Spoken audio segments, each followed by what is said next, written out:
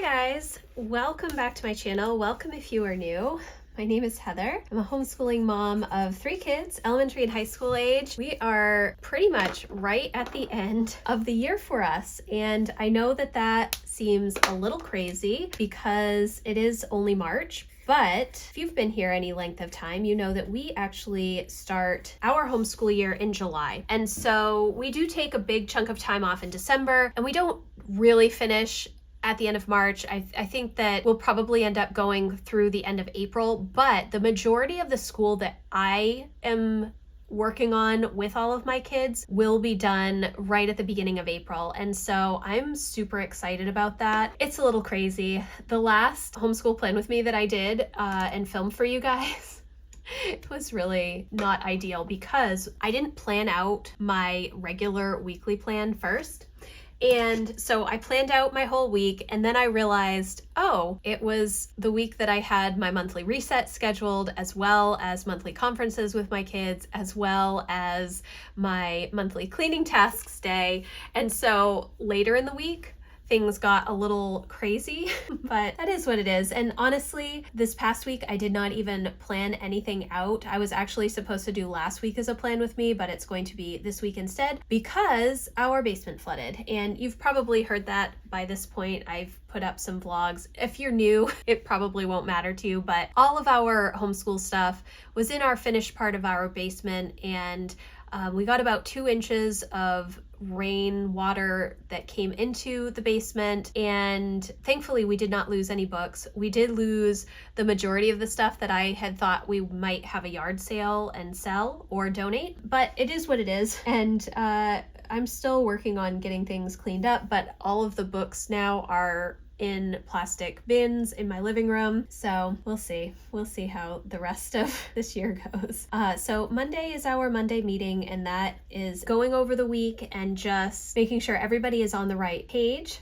for where we need to be. At this point in the year, our days run pretty well because the kids know what they need to do, and they also are ready to be done with school. So that is good. Friday is screen-free day. I did have somebody recently ask how I manage passion projects, and I do have a video. I will leave it linked. It is a video that I did several years ago. I have always been interested in project-based learning. In fact, let me grab that book. This book came out way back in 2012, and I read it in 2012, maybe 5 months after it came out, and it was very, very helpful for me to kind of understand what I wanted. It's definitely geared more towards younger kids, I think, but I have developed my own ideas over the past 13, 14, 15 years as to what I find value in. And as my older 2 got into middle and high school, I have wanted to make sure that I am helping them foster their interests and their passions into project-based learning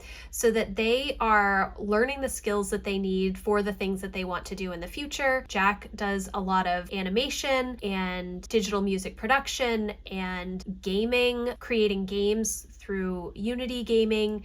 And Emma does a lot of writing. She's in the middle of working on her novel right now. And so those are kind of passion projects that my older 2 are able to give me kind of summary reports and let me know if they need help with anything, and moving forward, you know, what tools they need, me kind of bouncing ideas around with them in order to make sure that they are doing the next step that is the next logical step. We do a lot of talking about goals and project management and organizing your time, and all of that kind of stuff kind of goes with this passion project focus. And then for Lucy, who will be going into 5th grade next year, I try to find things that she enjoys and then focus a lot of our time on those things. So she loves to make slime, and so we always have the ingredients to make slime in the house, as well as all kinds of extra things that she can mix in, and she does that all the time. She also knows how to clean up all of that stuff as well, so it's helpful for me. It gives her something that she enjoys doing,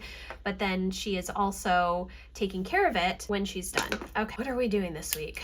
Emma is reading Alice in Wonderland. She finished Wuthering Heights, and not a fan. She's unsure of the Bronte sisters. She read Jane Eyre last year, and she was saying that at least Jane Eyre had kind of a happy ending. somewhat. She's not even interested in watching the movie, and she almost always wants to watch the movie associated with classical literature, so I thought that was funny. She finished her big paper. She finished consumer math last week, so we have statistics. I don't know why I put the and sign. It is in Wonderland. I know that, but you know. I don't know if she is also going to be reading Through the Looking Glass. I think that's the second one. Or if she's going to move right into A Tale of Two Cities. That's her last book, A Tale of Two Cities, this year. So we'll see. Okay. Statistics. I will put her novel, which, although not part of her requirements, is going to be part of her English credit. I mean, she has plenty of work from Sunlight 630 for her English credit. I think that's actually ends up being 2 credits. If you do all of the reading, all the literature is a credit, poetry is a half credit, and composition is a half credit. So that was probably a little too much for her senior year English. She's also doing In Your Own Words, which she really likes, which is another probably half credit. And then her novel could also be considered probably a full credit because she works a lot of hours on that. Okay, she has a current events report due on Thursday, and then her dailies are In Your Own Words and World Watch. I think she is just about done with Wordly Wise. That doesn't seem like very much, but she finished consumer math. Government and economics is over here. She finished her big paper. Don't know, let me just look real quick. Okay, the other thing that she is supposed to do is start her second research paper. So I will write that here. She's going to love that after writing. She wrote like a 20-page compare and contrast paper that she finished up last week. So that's all right, good for her. And I think that this one will be a little bit easier. It's just kind of an opinion paper on something. And she has a lot of strong opinions on things, so I don't think it'll be very difficult for her to do. She just sits down and writes, but we'll see. All right, so government and economics. Okay, so we have chapter 15 of the government workbook. We have macro chapters 6 through 11 this week for the macro book. I want to finish the inflation book. And then I also, what is the other thing? We're supposed to be doing the Dave Ramsey Financial Peace Revisited. I think that's the book, but we're supposed to start it this week, and I think I'm actually going to wait until we finish government and economics and then finish up the personal finance section of this course, just so that we can get through the government and economics. The personal finance stuff, we've done a lot of that already. Emma took Dave Ramsey's, I can't remember what their courses are called for the school courses, but she did that several years ago. Jack hasn't, and she also did consumer math this year, so she'll get a full credit for personal finance and consumer math. So I don't know, we'll probably do that after our next break. Just to kind of finish up the year with personal finance, and then maybe some other personal development books that we've been working on. That doesn't seem like very much, but it's actually an enormous amount. There's many sections in this chapter 15, and we sit and discuss a lot. Like, it's a lot of talking and working through problems and stuff, especially with economics. I will put the other reference books. How Money Works. I think I mentioned these in my last homeschool plan with me. I really like these reference books. I think they are so informative and definitely recommend them. I actually have loved this course. It's a lot of reading. And I love literature-based curriculum. We've done that with Sunlight since 2010, but it's a lot. I don't like how Guest Hollow is all of the schedules and stuff are online. Yes, you can print things out, but it's just not as easy to read to me as the Sunlight instructor's guides, probably because I've been looking at the Sunlight instructor's guides for 15 years, so I really understand what they're giving me for information, but it's just a little bit harder to maneuver. with all of the books and how they are ranked 1 through 4 instead of just listing all of the books out. Anyways, I really, really love their courses, and the books that we've read have been amazing, and we've had great discussions, so definitely recommend. But to do all of the work, it's 4 credits of it's like a credit of logic, it's a credit of government, it's a credit of economics, it's a credit of personal finance. It's really that much work if you do everything. So love it, but definitely can cut things down a little bit. Okay, so that's Emma and government. Now we will move to Jack and Lucy, which next year I will only be planning for Jack and Lucy. Emma, if you've been watching, she is graduating this year. She's not going to college in the fall. She's still a little too young for that, in my opinion. And so instead, I think her plan is to focus on her novel through the rest of 2025 and see where that gets her, and potentially start her own business and maybe take some gen ed classes at the University of Maine. We will see. It's all kind of up in the air. But I don't know if I'm going to need as much space next year for Jack and Lucy. I might. It's still possible. All right, so he has teaching textbooks. Oh, okay, Teaching Textbooks has redone their website. I don't know if he's going to do, so because we had that flood, we were set back a couple of days on some of the things. So I don't know if he's going to try and catch up or if he is just going to go an extra week. He was supposed to be done, I think, right at the end of the first week in April. So we'll see. He is almost done with Japanese. He has finished all of the videos, but he is still working through the workbook, and that will take him right through, I think, a couple of days before our next break. Unity Gaming, he is working on creating an entire game from scratch for his project right now. I believe that his Unity Gaming is going to continue probably into May, because we started it like in August or right in September, if I remember correctly. And, I don't remember correctly a lot of the time. I don't know if he is going to try and work on Friday or not. So Fridays are our screen-free day, and I try to be completely off of screens, including school stuff. So for instance, with Teaching Textbooks, I can print out his lesson and he can just do it on paper and then enter his answers later. And he doesn't typically do any other online work on that day.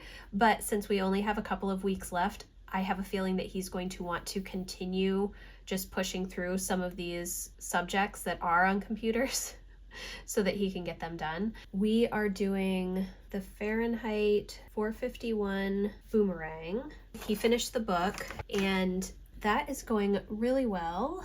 I think that he likes this better than some of the Sunlight language arts, although I have absolutely no idea what we're going to be doing next year for English for him. He's just not interested in classical literature, and I don't know if he's necessarily ready for the 20th century world literature, and I don't know if he will want to do American lit. Emma did not want to do American literature. She wanted to do British lit because she loves that. I don't know. I am all over the place with planning. I did put up my first video, my first homeschool planning video for 2025-2026, so I will leave that linked in the description box for you if you're interested. Okay, so math, Japanese, science, English. Then he has In Your Own Words and World Watch and Wordly Wise. He has a current events report due on Thursday, and then he is working on his research project, which is due on April 4th. And so I think he is going to be working on his rough draft this week. Now for Lucy. So she has Singapore math, and we are doing really well with that. I think we are on track to finish on time, which I wasn't sure if we would or not. And she's doing decimals right now, and it's pretty easy for her to do the decimals. So that makes doing a couple of exercises daily pretty easy. We are starting Mr. Lemoncello's Library Olympics this week because we finally finished Escape from Mr. Lemoncello's Library last week, and I've never read this book. I did read the first one, but my husband actually read books 2 and 3 with Emma and Jack. I am excited to try this one out. We have a little bit of the history lap book to finish up, and it's actually the elections lap book. And next year, she will be in level E, which is year 2 of 2, of US history. And there is a lap book associated with it. And so I'm thinking that we will do that. And I will cut down on the history readers. She doesn't like read alouds as much, especially the history ones. So we will see. She is in language arts for copywork. Oh, let me grab her binder. Copywork, application. She is not writing papers at the moment with the creative writing. She's doing more little summaries or journaling or a little bit of written narration. And so we are mainly focusing on the copywork and the copywork application as far as like the grammar and parts of speech and all of that stuff. I don't actually expect a lot of formal writing until middle school, and I know that that is not the popular opinion, but I think it works really well for us, and so I'm going to keep doing it. That's what I've done for all of my kids, and I have one who wants to be an author, one who tolerates writing, is a great writer and is hilarious when he actually puts his mind to it and writes out the papers, and one who enjoys writing different things. And so I try to come up with new ideas. A lot of it is from The Brave Learner from Julie Bogart, that book, The Brave Learner, which I always recommend. Okay, and then she has cursive, and then she has just started this book, Ginger Pie, so that is the last thing for her. I do not need this second line at all. Okay guys, so here is my week of planning for homeschool for the week of March 17th. I am kind of surprised at how little there is on here. And the new teacher planners are going to be coming out, I think, in May, which is when they normally come out, and I will have the teacher planner hopefully before it launches to share with you, which I'm really excited about. But I am unsure if I need to use the big teacher planner next year if I'm only planning for 2. I wonder if I could get by with the 7x9 planner that they came out with, I think, last year, although that's from the Focus collection. It's not my favorite because I like the more colorful version, or if I could do maybe the bound option instead of the coil version. I'm not sure. It's going to be interesting. I have a lot of decisions to make both with homeschooling for next year as well as figuring out how I'm going to do my planning, and having a 5th grader and like a sophomore/junior in high school. It's going to be interesting. It's going to be interesting, but here's my week. And if you have any questions, please let me know in the comments. If you're looking for more help and encouragement around homeschooling and home management and goals, I would love for you to come check out my membership community. That link is always in the description box. We are just starting our brainstorming for next year, so I'd love for you to come over and check us out. So thank you guys so much for watching. I hope that you enjoyed this video. If you did, please give it a thumbs up, and I will see you in the next one. Thanks guys. Bye.